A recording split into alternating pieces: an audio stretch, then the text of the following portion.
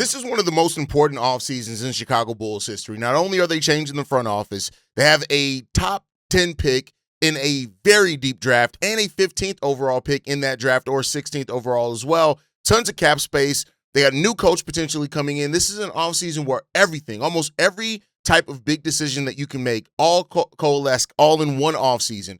So we're talking about the Bulls' massive cap space, the multiple draft picks, the uncertainty around the team, and we're also going to talk about more big men that the Bulls can draft at number 15. We're going to get to all that and more right after this.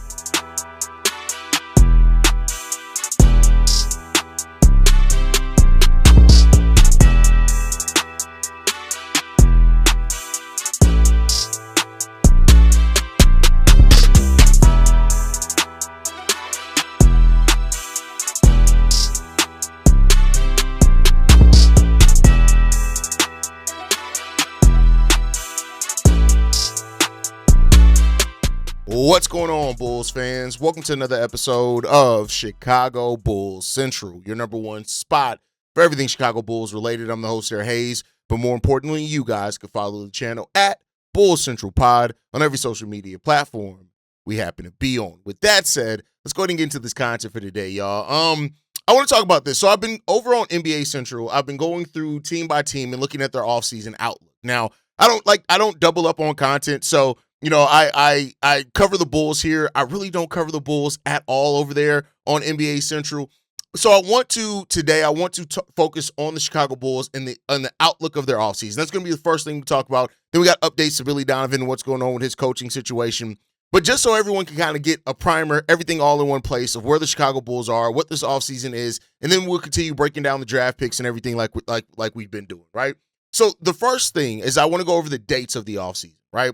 So you have the NBA draft lottery, which is May 10th. That's where we found out the exact draft order that's going to happen on the draft. So that's going to be good. That's where we'll stop being able to talk about if we're moving into the top four, moving back. We know exactly where our picks are going to be by May 10th. And I think that's the important part of that. It just makes it much more easier, right? Like, you know exactly where you're going to pick at. You know where everything's going to fall. You can kind of look at the draft board and kind of better guess what teams are going to go where. Still leaves up draft or trades that can happen on draft day or before draft day, but you at least know then.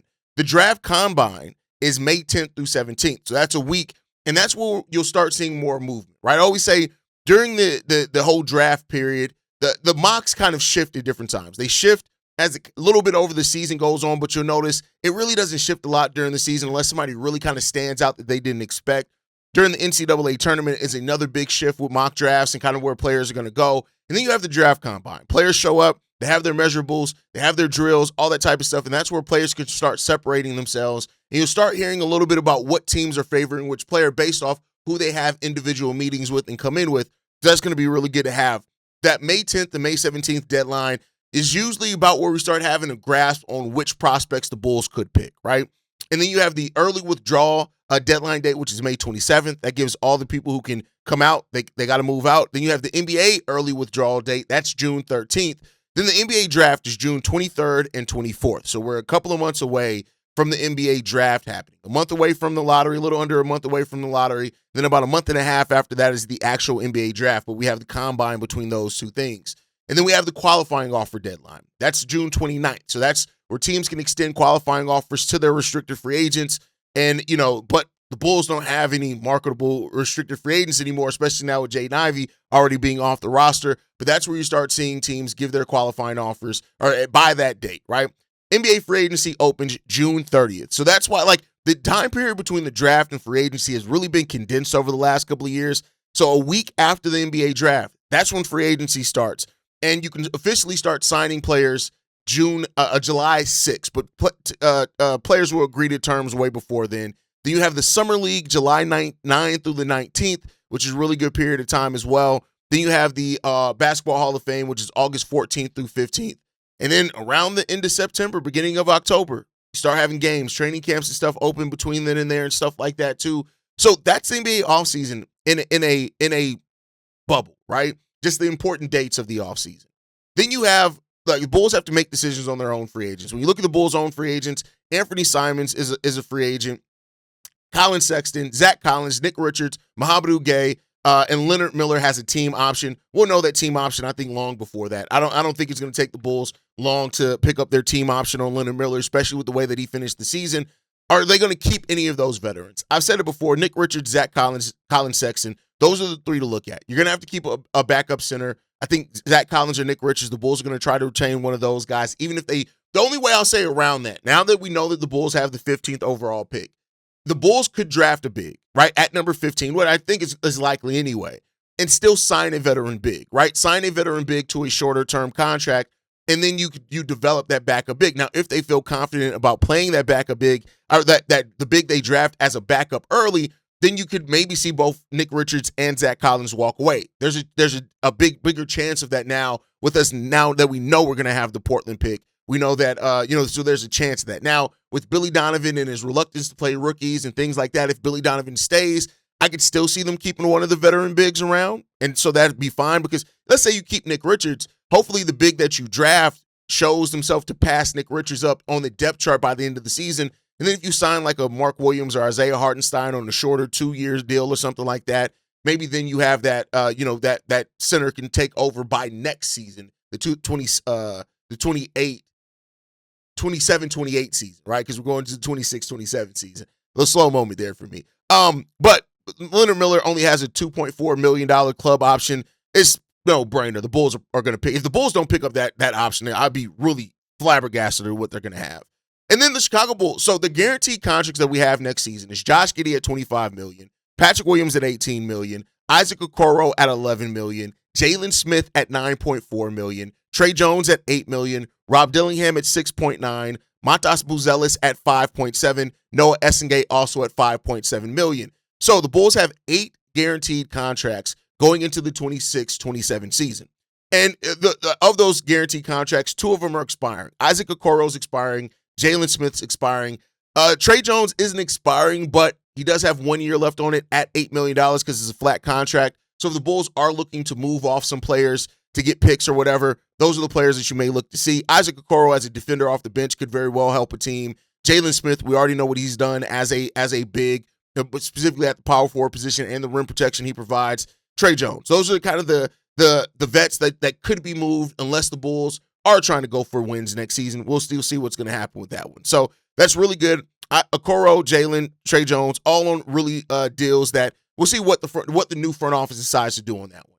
Then you look at the Chicago Bulls and their spending situation. So between $60 and $65 million in available cap space that the Chicago Bulls are going to have. The question then becomes about how can the Bulls really get, and we talked about on yesterday's episode, all the different options the Bulls have with their money.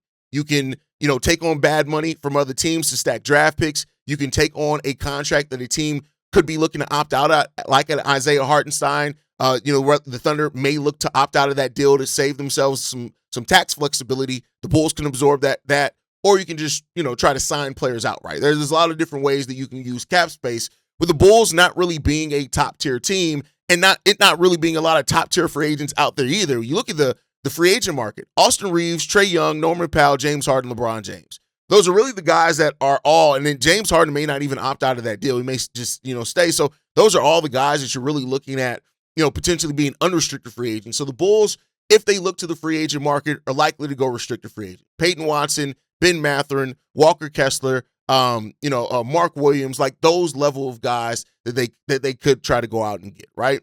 And so then you look at the Bulls draft outlook. The Bulls have, as we talked about, they have their own first-round pick. That's 9 before the lottery. You have the 20.3% chance of moving to the top 4, the 4.5% chance to get the number 1 overall. You have Portland's pick, which is going to be 15th or 16th, which is now guaranteed to convey. And then in the second round, we have 2 picks. We have the New Orleans Pelicans pick, which is 38th. And then we're going to have the least favorable between Denver and Golden State Warriors, which right now I think would be about 56th, right? And then the benefit of the Bulls, they have all their own first-round picks outright going into the future. They have a number of second-round picks. We have Cleveland second in 2027. We have our own in 2029 and Detroit, we have Detroit's and then or Milwaukee's in that case. Our own in first and second in 2030. 2031, we have our own, our first and second. Denver's second-round pick are the more favorable between Minnesota, Golden State Warriors, and New York. So we got a bunch of second-round picks coming up. So that's the offseason outlook for the Bulls. The draft, free agency, And then, of course, we know we got to make front office decisions. So the Bulls have tons of flexibility, but those are just kind of the offseason primers, so you know the important dates for the Chicago Bulls. One of the most important dates for the Bulls that they need to look out for, though, is the date of when Billy Donovan's going to make his decision. So reportedly, this one comes from Joe Cowley of the Chicago Sun-Times. The Chicago Bulls and ownership, the Reinsdorfs and Billy Donovan, had their meeting. Apparently, in that meeting, Billy Donovan walked away without a resolution. This one comes from Joe Cowley. He says this. That Billy Donovan is officially weighing his options with exit interviews out of the way and the offseason in full swing. Donovan reportedly met with the franchise on Tuesday before heading back home to Florida. At the same time, if the Reinsdorfs are so keen on keeping Donovan around, pressure him for a decision likely isn't going to help their cause. They will have to walk the fine line between pushing for an answer and giving him time to assess what is rather chaotic situation. Does the fact that Billy Donovan left without an answer possibly tell us something important, though? We can all understand sleeping on a decision. It sure feels like an answer may have come by now if ownership had been able to ease one of Billy Donovan's concerns. And again, you have to imagine their goal was to get a thumbs up from the veteran coach before he jetted off. So there's concern now that Billy Donovan, who had his meeting with ownership, left that meeting without a decision being made and is now still up in air on what he's going to do with his coaching search. Now, to Joe Cowley's point, I don't know if the Bulls can really put pressure on Billy Donovan if they really want him to stay because, listen, you put pressure on somebody who's weighing it, they say, okay, cool, if you need a decision out, no, I'm out, right? And you know where I stand with it. I'm neither here nor there on Billy Donovan staying on as the head coach of the Chicago Bulls. If he stays, he stays. It is what it is. If he goes, we have an opportunity to change the complete, tear everything out. You already tore down the front office. You get to start over with a new coaching staff. I get it. Modest and Josh Giddey have talked glowingly about Billy Donovan. That's great. Michael Reinsdorf has already gave his vote of confidence for Billy Donovan. We understand all that, right? But I think when it comes down to it, to me, the way that I personally take this is not me reporting. This is my personal thoughts on it. If Billy walked away from that meeting without giving an answer and they gave their best foot forward, to me that says that his foot he's more leaning towards being out than being in. That's my personal view on it. Somebody else can look at that and say, well, hey, if he really wanted to be out that much, he would have told them he was out before he left and went back home. So maybe he's more in than out. There's different perspectives that you could have on it one way or another. My personal perspective on it, though, is that I doubt Billy Donovan's going to or that he wants to stay here. Now, maybe something changes. Maybe, if there's an inkling that the Bulls are going to get the first overall pick, that he wants to stay, stuff like that. The problem is Billy Donovan's going to have to make his decision long before May 10th. Long before. That's almost a month away. You can't sit on this situation for that long because I think you have to make your front office decision as soon as possible. If I'm the Chicago Bulls, I kind of want to have my pick of the front office. I want to have that locked in probably by the end of April at the most. So that gives you 2 weeks because you want to go into May. Now, if it's like Matt Lloyd, who is with the Timberwolves right now, of course he's going to have to wait till the Timberwolves playoff run is done till he can assume the duties with the Chicago Bulls.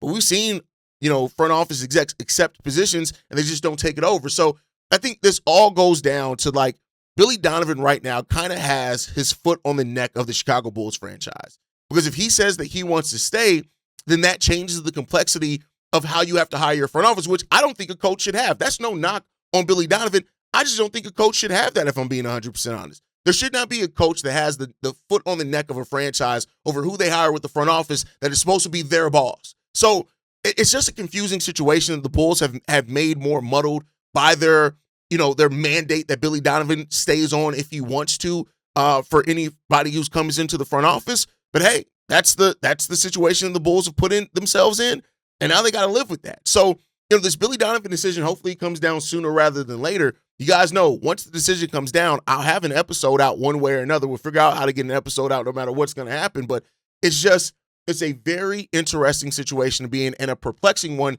in the sense that you didn't even have to wait for this. Like, you didn't have to do that. So, we'll see what happens. But like I said, where I stand now with the Billy Donovan situation on my own personal thoughts is I think that Billy Donovan he's leaning more towards being out.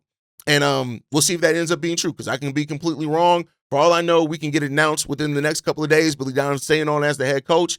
And some Bulls fans rejoice, some Bulls fans cry in regards to that. So, we'll see what the future does hold for the Chicago Bulls in that sense. But let me know what you guys think on that down below. Hearing that Billy Donovan walked away from that meeting without having a decision made, does that put you more in or out on Billy Donovan that you think he's going to be here? Let me know what you guys think on that part down below.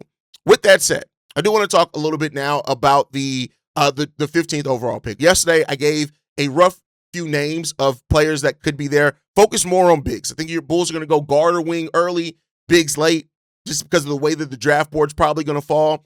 So I want to talk about two of the prospects that a lot of you guys have brought up for weeks now.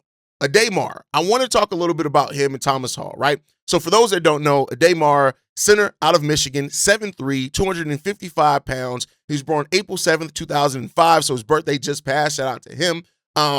But with that said, Aday is a very unique prospect, right? Because he does have the elite size. 7'3", with a 7'7" wingspan. What's the old saying goes? You can't teach size.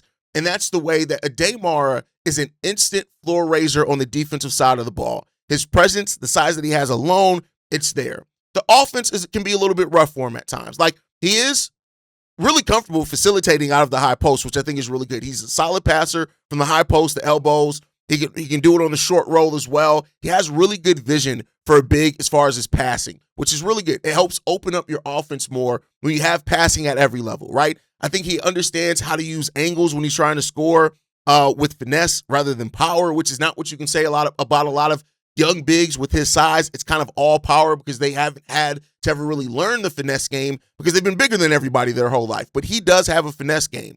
Mac Babcock said this. Aday has a unique combination of skill and size, and his rim protection is tremendous. If he can add physical strength and improve his conditioning, that would help him a lot. Regardless, he played himself into the mix. So the measurables, crazy for him. The passing ability, really good. He reads the floor almost like a guard. He has a really good touch around the rim, which is good. And he is a natural, instinctual shot blocker that you just can't deny. He has high Q offense, even if it isn't the most advanced offense. And there's a little bit there to show that maybe he can develop more as a shooter as well. I think Aday has that potential. But the concern's there. Despite his size at 7'3" and a 7'7" wingspan, he's not an above-the-rim athlete at all. He has no vertical leap to talk about at all. Now, one could say, Haize, with a 7'7" wingspan, does he need to have that much vertical leap? Okay, cool, right? Despite his size as well, he doesn't deal with physicality the best. And typically when you don't deal with physicality very well on the collegiate level, it does not project well at the NBA level. But there are exceptions to every rule, right? Also, his conditioning is trash. And when you look at the pace that the Bulls like to play with, if they maintain that pace under a new coach under Billy Donovan, I think he's going to really struggle with that pace. And you may see him not be able to play a lot of minutes early on in his NBA career. And then also, sometimes his footwork defensively, when he gets forced into situations to switch, is not the best. Aday is not some type of instant success prospect that some Bulls fans or other people are making him out to be. He is going to still be a project. Now, I don't think he's a long-term project like a Noah Essing. I do think because of his defensive floor, he has definitely some things that he's going to be able to contribute with right away, right? And his combination of length, IQ, and the skill that he does have makes some of that you can overcome some of that. I do like him, but I do think that he's going to have to grow in his strength and conditioning very, very early on. Otherwise, the modern NBA, with the pace that teams play, he is going to get ran out the court and end up maybe looking more like a backup than a starter. That's a high-level concern, not one that I'd worry about right away, but there is something in that you have to worry about in the back of your mind with Aday. Let's move on to Thomas Haugh, right? More of a forward than a center, but still 6'9", 215 pounds, out of Florida. The thing that I really like about him is motor. High motor. He impacts the winning because he's a smart player who plays with a high motor. He has tons of defensive versatility as well. He runs the floor really, really hard. He is the type of player that is a connector on there. He can be a high-level glue guy on a team. I think his offense really thrives because of his motor that he plays with. He's really good in transition as well. He knows how to fill the lanes in transition and cut in transition, which, again, playing with the style of play that we think we're going to pretty much keep that style of play. It's more a modern style of play anyway. He's going to fit into that very, very good. The versatility that he has across multiple lineups and playing small ball and stuff like that is going to be really good. He moves off ball really well for a big. Transition stuff is really good for him. And then on the defensive side of the ball, I love how he attacks closeouts. He attacks closeouts really, really good. And so that's a good thing that you like to see from him. His rebounding for his things really solid there. I won't necessarily call him an amazing rebounder, but he is a very solid rebounder and passer, and he has those glue guy traits that you just look at and you really love for a team. He's going to compete on both sides of the ball. The concerns with him are he doesn't have an NBA skill. Like when you look at some players, maybe it's not a series at number 15, but Thomas Haugh doesn't have that one thing that you're looking at, boom, that's where you're going to sell out in the NBA. Outside of the IQ and the effort, right? So I think maybe that can be looked at as intangible. There's also he has that tweener build. So, like, is he going to be better at power forward? Is he going to be better at a different position? You have to define his position. But then again, positionless basketball is becoming more and more of a thing. So maybe that's not as big of a concern as it's been in the past. And then the foot speed as well. Like, he gives a lot of effort with that. But sometimes on switches, he just gets caught up. So, but he's a high-level defender still. So I think he's a versatile forward that can come in and really add to that. Because I don't see him projecting as a center. And if they really do still believe in Noah Essingay, which, hell, new front office coming in, they may look at Noah Essingay and say, cool, we good. So, we'll see what happens there. But Thomas Haugh, another guy that you guys have brought up and asked why I didn't cover. So I wanted to cover Thomas Haugh as well. Again, decent prospect, I think, especially for a high-level glue guy on a team. And I don't mean that as disrespect. You need high-level glue guys on teams. I just don't know for the Chicago Bulls and where they are now, should they aim a little bit higher of a ceiling? But let me know what you guys think on that down below. How do you feel about Aday, Thomas Haugh? Let me know what you guys think on those guys in the comment section. But the offseason is all about shaping the Chicago Bulls' future. That's what it's about. We're going to be covering every single move here, every single bit of news that goes down. So make sure you guys are following the channel. You can hit that like button, subscribe to the channel as well. If you never want to miss an episode in the upload, hit that notification bell as well. You can follow us at Bulls Central Pod on every social media platform. You send us any feedback, questions, comments, concerns, bullscentralpod@gmail.com. And lastly, if you want to leave a text message and our voicemail for the mailbag, the number to do so, 773-270-2799. We are the #1 spot for everything Chicago Bulls related, but that is thanks to you, lovely and beautiful people. And like I like to end every episode on, go Bulls. Love you guys. See you right if you can, y'all. Peace. This has been a presentation of the Break Media.